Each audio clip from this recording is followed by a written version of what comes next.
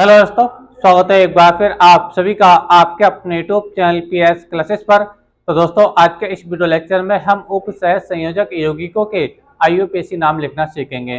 दोस्तों, जैसे कि आप लोग जानते हो कि ये जो टॉपिक है क्लास 12 केमिस्ट्री में बच्चों, ये टॉपिक आपके बोर्ड एग्जाम में या तो 3 नंबर में पूछा जाता है या फिर 5 नंबर में पूछा जाता है। यानी बोर्ड एग्जाम में बच्चों ये क्वेश्चन दोनों ही प्रकार से आ चुका है, 3 नंबर में भी आ चुका है और ये 5 नंबर में भी आ चुका है। देखिए, आपको क्वेश्चन कैसे पूछा जाता है ये मैं आपको बता देता हूँ। देखिए बच्चों, अगर ये क्वेश्चन बच्चों आप लोगों को 3 नंबर में आता है तो उसके लिए बच्चों आप लोगों को 3 उपसय संयोजक यौगिक दे रखे होते हैं, जैसे कि आप स्क्रीन पर देख पाएंगे।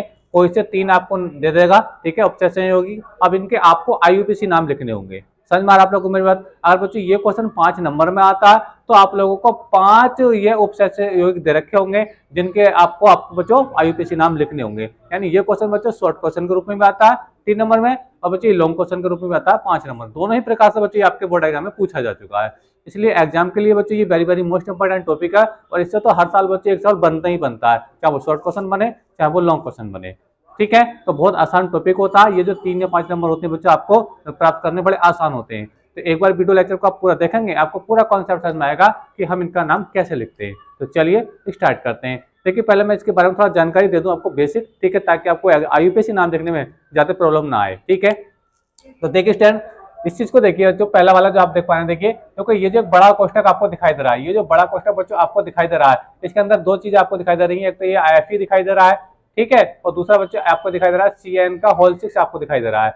बच्चों यहाँ पे इंपॉर्टेंट बात बच्चों ये है कि बड़े ब्रैकेट के एकदम जस्ट बाद वाला जो नंबर है, यानी जो आपका जो एटम है, यानी जो Fe लिखा है बच्चों, इसको बोलते हैं हम केंद्रीय धातु परमाणु या केंद्रीय धातु आयन कहते हैं। ठीक है, जिसकी हमें ऑक्सीकरण अवस्था निकालनी होती है। कैसे निकाली जाती है अभी मैं आपको बताऊंगा। ठीक है, अब इसके साथ बच्चों, इसके साथ जो भी कुछ लिखा होगा, इसके अलावा जो भी कुछ लिखा होगा बच्चों, इसको बोलते हैं हम लिगेंडो की संख्या। क्या बोलते हैं बच्चों? लिगेंडो की संख्या बोलते हैं। ठीक है, अच्छा, अगर बच्चों हम इस उप संयोजन परिसर से अगर बाहर की ओर बात करते हैं, जैसे ये पोटेशियम आपको दिखाई दे रहा है बच्चों, इसको बोलते हैं हम सहायक परमाणु। क्या बोलते हैं बच्चों? सहायक परमाणु बोलते हैं। समझ में आ गई आप लोगों को मेरी बात? तो किसी उप संयोजक यौगिक के अंदर 3 बातें बहुत इंपॉर्टेंट होती है।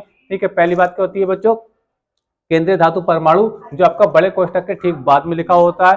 ठीक है, और जो उसके साथ जो होता है बच्चों, उसके साथ जो होता है बच्चों, वो होती है लिगेंडो की संख्या, और इसके बाहर जो होती है बच्चों, ये होते हैं बच्चों सहायक परमाणु। ठीक है, अब बच्चों ये जो सहायक परमाणु है किसी कंपाउंड में दिखाए जाते हैं, किसी में नहीं दिखाए जाते हैं। ठीक है, देखिए यहाँ पे देखिए, इस वाले इसको एग्जांपल को देख लीजिए, इसको देखिए बच्चों, इसमें देखिए ये जो क्या देखो, ये बड़ा कोष्टक है, इसको हम उपसय संयोजन परिसर कहते हैं। ठीक है, अब देखिए इसके बाहर देखो कुछ भी नहीं आ रहा है, इसके बाहर तो पोटेशियम आ रहा था। समझ में आ रहा आप लोग को मेरा? तो ये जरूरी नहीं है कि हर एक के अंदर उपसय संयोजन परिसर के बाद सहायक परमाणु आएगा, ये जरूरी नहीं है इस टाइम। ठीक है, क्योंकि यहाँ पे पोटेशियम है ही नहीं, यहाँ पे भी नहीं है। समझ में आ रहा आप लोग को मेरी बात? तो इसमें अगर एग्जांपल बताऊं तो ये आपका केंद्रीय धातु परमाणु हुआ, केंद्रीय धातु परमाणु हो गया, और ये क्या हो गया बच्चे? लिगेंडो की संख्या हो गई। ठीक है, और इसमें बच्चे ये क्या? ये सहायक परमाणु हुआ। जैसे उसको इधर दिखाई दे रहा था ना सहायक परमाणु, इसमें जो आपका क्लोरीन है वो इधर दिखाई दे रहा है।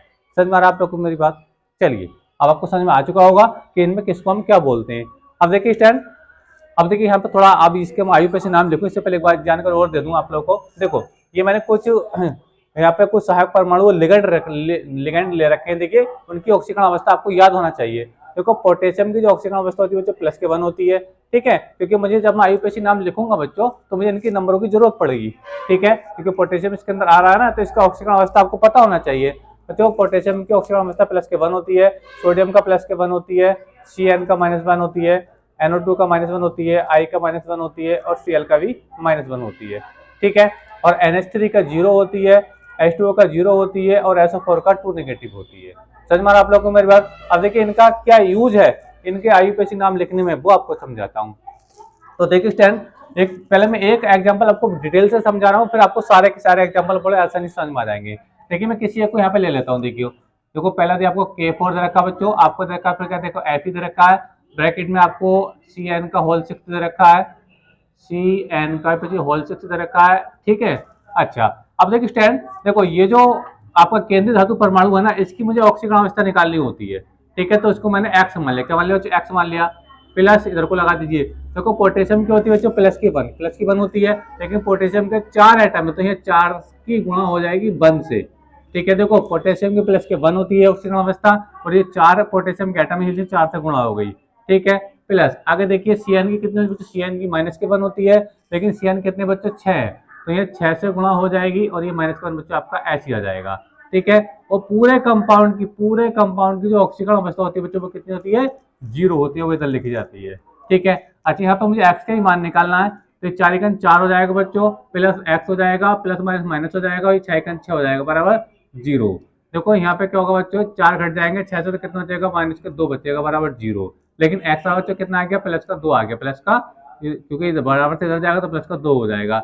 लेकिन बच्चों मुझे इस 2 को, ये जो आपका केंद्रीय धातु परमाणु, इसकी ऑक्सीजन अवस्था कितनी आ रही है, 2 आ रही है। लेकिन बच्चों इस 2 को हमें रोमन अंकों में लिखना होता है। कैसे लिखना होता है बच्चों, में रोमन अंकों में लिखेंगे, यानी इस टाइप से बच्चों हम इसको लिखेंगे। अभी जो हम आईयूपीएसी नाम लिखेंगे तो ठीक है, तो ये लिखा कहाँ जाएगा, केंद्रीय धातु परमाणु के साथ ही लिखा जाएगा। समझ में आ गया आप लोग को मेरी बात। तो चलिए देखिए, हम आप इसके नाम लिख के आपको दिखा रहा हूँ। ठीक है, तो ये कैसे हम निकालते हैं, ये मैंने आपको एग्जाम्पल दे दिया। अब देखिए आगे के एग्जाम्पल आपको बच्चों आसानी से समझ में आ जाएंगे। ठीक है, तो देखिए अब देखिए हम पहले वाले का ही आईयूपीएसी नाम लिख रहे हैं।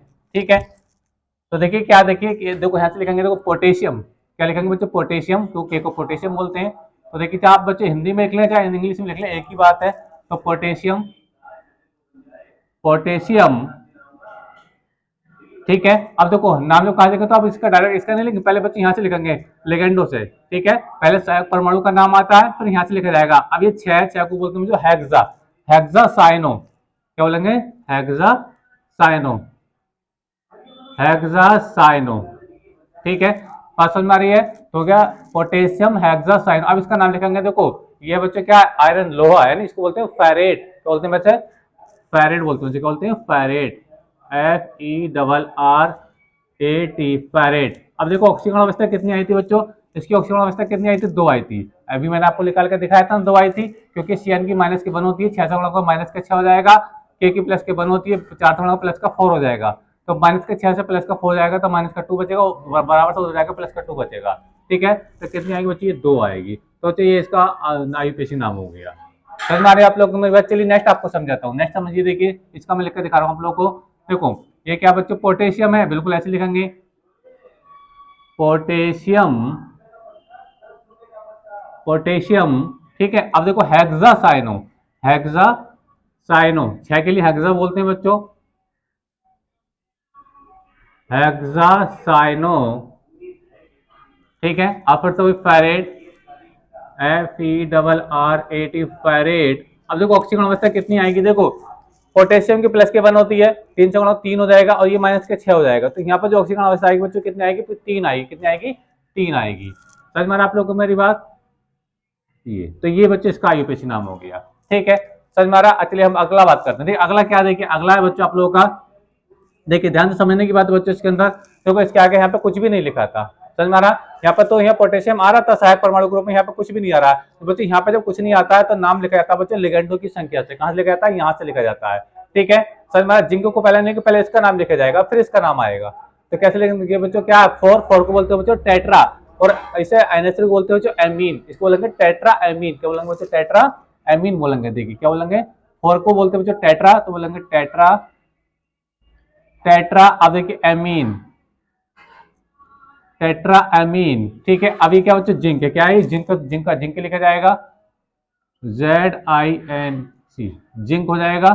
ठीक है, अच्छा अब देखिए ऑक्सीजन अवस्था लिखेंगे पहले, क्योंकि केंद्रीय धातु परमाणु है, पहले ऑक्सीजन अवस्था लिखी जाएगी। ठीक है, अभी कितनी आएगी, देखो NH3 कितनी होती है बच्चों, NH3 की तो 0 होती है, NH3 की तो 0 होती है। समझ में आप लोगों में खत्म। अब ये क्या बचा आपका, देखो Cl2 बचा, Cl की क्या होती है बच्चों, -1 होती है, Cl की -1 होती है, लेकिन 2 बार है तो 2 से गुणा करेंगे, -1 के 2 से गुणा करेंगे तो 2 हो जाएगा, नहीं यहाँ पे ऑक्सीजन अवस्था भी 2 आएगी। कितनी आएगी बच्चों, 2 आएगी। लेकिन उस 2 को बच्चों हम कैसे लिखेंगे, ऐसे लिखेंगे। ठीक है, समझ में आप लोगों में। अब इसका नाम लिखा जाएगा क्लोराइड। क्या लिखा जाएगा बच्चों, क्लोराइड, CHLORIDE, क्लोराइड। समझ में आप लोग को मेरी बात। ठीक है, तो यह आपको समझ में आ रही होगी कि जब सहायक परमाणु आगे होता है, ठीक है, तो जो आपका केंद्रीय धातु परमाणु होता है ये लास्ट में लिखा जाता है ना, और इसकी ऑक्सीजन अवस्था लास्ट में लिखी जाती है। और जब यहाँ पे तो सेंटर सहायक परमाणु नहीं होता है, तो आईयूपीएसी नाम कहाँ से होगा बच्चों, लिगेंडो की संख्या से आता है। ठीक है, तो फिर ऑक्सीजन अवस्था पहले आ जाती है इसकी, केंद्रीय धातु परमाणु की, और ये जो इसका नाम है इसको बच्चों बाद में लिखा जाएगा। समझ में आ रहा, क्योंकि ये चीज के अंदर पहले थी तो पहले यहाँ लिखी गई, क्योंकि ये चीज के अंदर बाद में, तो ये चीज बाद में लिखी जाएगी। समझ में आ रहा आप लोगों को मेरी बात। चलिए नेक्स्ट आपको समझाता हूँ, देखिए इसको समझिए। देखो आगे कुछ नहीं, यहाँ से लिखा जाएगा टेट्रा एमीन, वही चीज सेम चीज आ रही है। तो देखिए क्या लिखेंगे इसको, देखिए मैं लिख रहा हूँ, देखिए tetra amine, tetra amine, tetra amine copper, C को बोलते हैं बच्चे हम कॉपर बोलते हैं, कॉपर। अब ऑक्सीजन अवस्था निकालेंगे, देखो अमोनिया की तो जीरो हो जाएगी, लेकिन SO4 है, SO4 की क्या होती है, माइनस के 2 होती है, ठीक है, तो ये प्लस का 2 हो जाएगी, है ना, ये प्लस का 2 रहेगी, लेकिन 2 को बच्चे ऐसे लिखा जाएगा, रोमन अंकों में लिखा जाएगा कॉपर, और ये SO4 को बोलते हैं बच्चे सल्फेट के बोलते हैं, सल्फेट बोलते हैं। समझ में आप लोगों को मेरी बात, चलिए आ गया क्लियर। अब इसको देखिए, इस वाले को देखिए, देखो आगे कोई एटम सहायक परमाणु नहीं है, तो नाम कहां से आएगा, यहाँ से आएगा। 6 को क्या बोलते हैं, हेक्सा, और H2O वाटर को बोलते हैं एक्वा, बोलते हैं क्या बोलते हैं, एक्वा, तो जाएगा बच्चों हेक्सा एक्वा। चलिए मैं यहाँ पे लिख रहा हूँ, इसका नाम लिखेंगे हेक्सा एक्वा, ठीक है, हेक्सा एक्वा, ठीक है। और क्या है बच्चों, आयरन, क्या है बच्चों, ये आयरन है, आयरन, ठीक है। देखो जैसे यहाँ बच्चों यहाँ पे फेरेट लिखा था ना, आप सोचो कि यहाँ पे फेरेट लिखा था, यहाँ पे फेरस लिख सकते हो, क्या लिख सकते हो, फेरस लिखो, आयरन लिखो, एक ही बात है, Fe को फेरेट भी बोलते हैं, फेरस ही बोलते हैं, और बच्चों आपका आयरन भी बोलते हैं, ठीक है।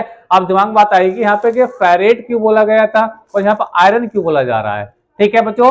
देखो अगर यहाँ पे जो आपका सहायक परमाणु आगे कुछ लिखा होता है, ठीक है, तो इस केंद्रीय धातु परमाणु में हम 8 जोड़ते हैं, क्या जोड़ते हैं बच्चे, 8 जोड़ते हैं। लेकिन बच्चे इसके आगे कुछ भी नहीं लिखा होता है, जब इसके आगे कुछ नहीं होता है तो या तो इसको सिंपल क्या लिख देंगे, फेरस लिख देंगे, समझ में आ रहा है, या तो फेरस लिख दो, चलो फेरस ही लिख देता हूं ताकि आपको कंफ्यूजिंग ना हो। चलिए हम लिखते हैं इसको फेरेट, फेरस, FARAS, फेरस ही आप आयरन भी लिख सकते हो, ठीक है, समझ में आ रहा है। यहाँ पे 8 नहीं जोड़ा जाएगा, जैसे यहाँ पे फेरेट 8 की आवाज आ रही है ना, वो जब आती है जब केंद्रीय धातु, सॉरी यहाँ पे सहायक परमाणु कोई ना कोई लिखा होता है, लेकिन यहाँ पे देखो कुछ भी नहीं आ रहा है, तो सिंपली इसका नाम लिखा जाएगा फेरस, तो फेरस ही लिखा जाएगा, ठीक है। अब इसकी ऑक्सीजन अवस्था निकली होगी, तो देखो H2O की कितनी होती है, जीरो होती है, H2O की तो जीरो हो जाएगी, लेकिन हाँ Cl की कितनी होती है बच्चों, Cl की माइनस के 1 होती है, लेकिन 2 बार है तो 2 हो जाएगा, है ना, तो ये बच्चों आपका सेकंड आएगा, फेरस सेकंड हो जाएगा। और जो आपका क्लोराइड है बच्चों, ठीक है, अब उसको हम यहाँ पे लिख देंगे, क्या आ जाएगा, क्लोराइड, CHLORIDE, ठीक है। अच्छा आगे समझिए, देखो यहाँ पे देखो, इसका देखो यहाँ पे क्या, देखिए यहाँ पे आगे कुछ भी नहीं लिखा है, तो कहां से लिखा जाएगा इसका नाम बच्चों, यहाँ से लिखा जाएगा। देखो यहाँ पे जो Cl2 था ये सहायक परमाणु के रूप में था, लेकिन अब देखो इसके अंदर आ गया है ना, उपसंयोजन परिसर के अंदर आ गया है, ठीक है। अब ये बच्चों लिगैंड बन चुका, अब ये भी लिगैंड है, अब ये भी लिगैंड है, ये लिगैंड नहीं था, ये सहायक परमाणु था, क्योंकि उपसंयोजन परिसर के अंदर जितना ही पार्ट आता है बच्चों, ठीक है, इस वाले पार्ट को छोड़ करके सब क्या होते हैं, लिगैंड होते हैं। अब ये लिगैंड के रूप में है, ये भी लिगैंड के रूप में है। अब इसको क्लोराइड नहीं लिखेंगे बच्चों, हम इसको क्लोराइडो लिखेंगे या क्लोरो लिखेंगे। चलिए मैं लिख कर दिखा रहा हूँ, तो लिखेंगे तो कैसे, यहाँ से लिखेंगे डाई एमीन, देखो 2 आ रहा है तो बोलेंगे डाई एमीन, अमोनिया को एमीन बोलते हैं, तो देखिए लिखेंगे कैसे, di amine, di amine, di chloro, Cl 2 बार आ रहा है ना, di chloro, di chloro, di chloro platinum, क्या आएगा बच्चों, प्लेटिनम आएगा, प्लेटिनम, ठीक है। अब ऑक्सीजन अवस्था कितनी आएगी, देखो अमोनिया की तो बच्चों जीरो होती है, मैंने आपको बताया अमोनिया की जीरो हो जाएगी, खत्म इसका काम। हाँ Cl की माइनस की 1 होती है, लेकिन 2 से गुणा की तो 2 हो जाएगी, लेकिन 2 को बच्चों हम लिखेंगे कैसे, रोमन अंकों में, रोमन अंकों में इसको हम बच्चे लिखेंगे। समझ में आप लोग को मेरी बात, तो ये क्लियर हो गया होगा, ठीक है। देखो याद रखना, ये जो Cl2 इसी के बाहर था, बड़े ब्रैकेट के बाहर था, तो इसको हम बच्चों क्लोराइड लिखते हैं, लेकिन जब इसके अंदर पहुंचेगा ना तो एक लिगैंड बन जाएगा, और लिगैंड का नाम बच्चों क्या होता है, इसके अंदर अगर ये क्लोरो है, क्लोरीन है तो क्लोरो लिखा जाता है, ब्रोमीन आएगा तो ब्रोमो लिखा जाएगा, आई आएगा तो आइडो लिखा जाएगा, ठीक है। समझ में आप लोगों को मेरी बात, चलिए आगे आपको समझा रहा हूँ इस चीज को। देखिए ये देखिए, अब देखिए इसके आगे कुछ आ रहा है, बिल्कुल आ रहा है, देखिए, ठीक है, जैसे इसकी तरह आ रहा था ना, तो यहाँ से लिखा है पोटेशियम, लिखा बच्चों पोटेशियम, पोटेशियम, ठीक है। अब यहां से आएगा नाम हेक्सा आइडो, देखो आई को बोलते हैं आयोडीन है, ये आइडो बोलते हैं, लिगैंड के रूप में होता है तो ओ लगाते हैं, इसका है ना, जैसे क्लोरो लिखा ना, क्लोरो, क्लोरो ऐसे यहाँ पे लिखा जाएगा, आइडो लिखा जाएगा, ओके। 4 बार है तो टेट्रा आइडो, टेट्रा आइडो,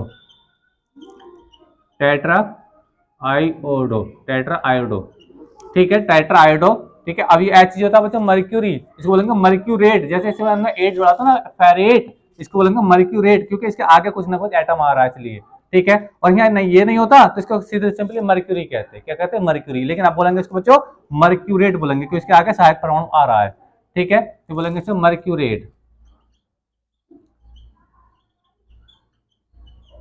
मर्क्यूरेट बोला जाएगा, ठीक है। अब ऑक्सीजन अवस्था कितनी आएगी, देखिए देखो पोटेशियम की प्लस की 2 होती है, और आयोडीन की क्या होती है, देखो आयोडीन की होती है -1, तो ये 4 से गुणा कर माइनस के 4 हो जाएंगे, ये प्लस के 2 जाएंगे, तो अभी 2 बचेंगे है ना, इस 2 को बच्चे हम कैसे लिखेंगे, इसको हम ऐसे लिखेंगे रोमन अंकों में।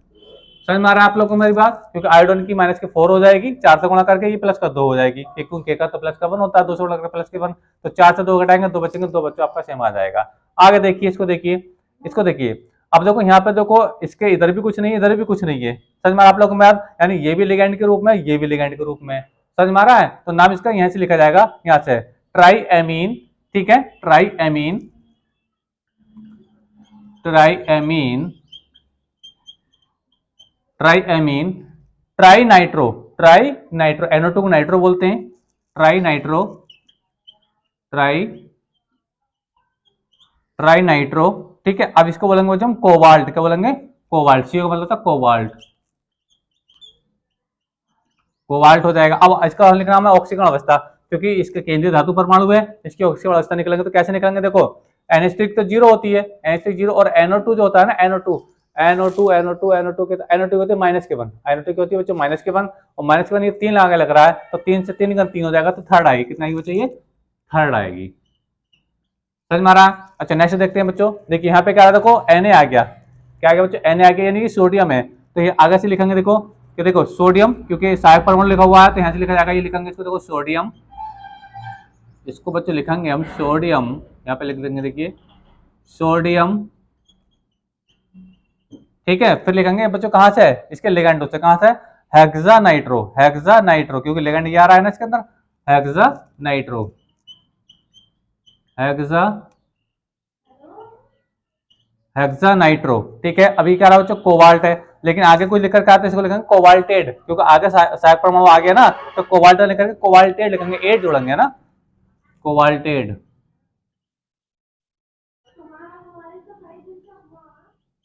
कोबाल्टेड लिखेंगे, ठीक है। अब इसका आयुपेशी नाम लिखा, वही इसका ऑक्सीकरण अवस्था कितनी है, देखो सोडियम की बच्चों कितनी होती है, +1 होती है, सोडियम की +1 होती है, तो 3 से गुणा करोगे तो 3 हो जाएगा।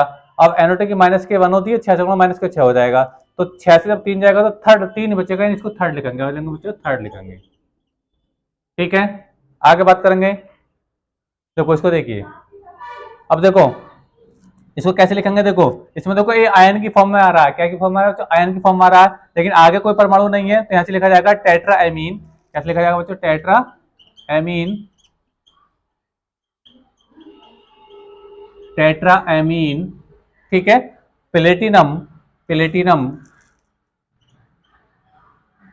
प्लेटिनम, ठीक है। अब ऑक्सीकरण कितने आएगी, देखो NH3 की तो 0 होती है, लेकिन ये जो प्लस का 2 आयन है बच्चों, यही आ जाएगा, यानी सेकंड आएगा, ठीक है। या जितना भी आपका प्लस है या माइनस लिखा हो वही आता है नंबर, ठीक है। समझ में आ रहा आप लोग को मेरी बात, और यहाँ साथ में क्या लिख देंगे, आयन लिख देंगे, क्या लिख देंगे बच्चों, आयन, ION, आयन लिखेंगे, समझ में आ रहा आप लोग को मेरी बात। तो बच्चों ये इसका नाम हो गया। तो बच्चों आई होप के अच्छे से क्लियर हुए होंगे कि बच्चों हम कैसे उपसर्ग युग्मों का आईयूपीएसी नाम लिखते हैं एग्जाम के लिए। बच्चों very very most important topic था। आई होप की वीडियो आपको अच्छा लगा होगा। इसी प्रकार बच्चों केमिस्ट्री की सभी इंपॉर्टेंट टॉपिक का वीडियो पाने के लिए हमारे चैनल को सब्सक्राइब करें। चैनल पर नए हैं तो चैनल को सब्सक्राइब करने के साथ बेल आइकन का बटन जरूर दबाएं, ताकि जैसे जैसे हमारी वीडियो आए उसका नोटिफिकेशन आप लोगों को समय से मिलता रहे। मिलेंगे नेक्स्ट वीडियो में किसी नेक्स्ट टॉपिक के साथ, तब तक के लिए धन्यवाद, बेस्ट ऑफ लक।